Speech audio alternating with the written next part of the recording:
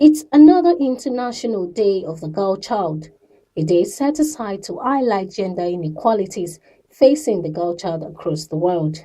This year, the focus is on the power of the adolescent girls. There are over 600 million girls aged 10 to 19 in the world with limitless potentials, but their reproductive and menstrual health continue to impede their productivity. A lot of these girls stay out of school because they cannot afford sanitary pads.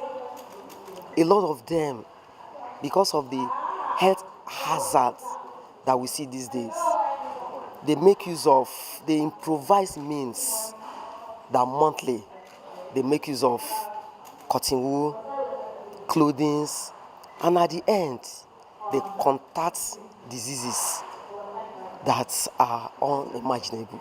Menstrual health is a big issue because it deals with their reproductive health, and we know how that impacts them in terms of their health, their development.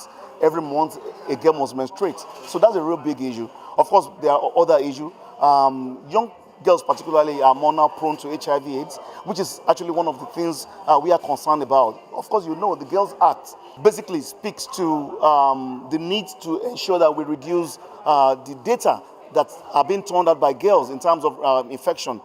The AIDS Healthcare Foundation is leveraging on this special day to reach out to adolescent girls with 1 million sanitary pads in Africa. Government should look, inward and see providing sanitary pads in schools as a priority.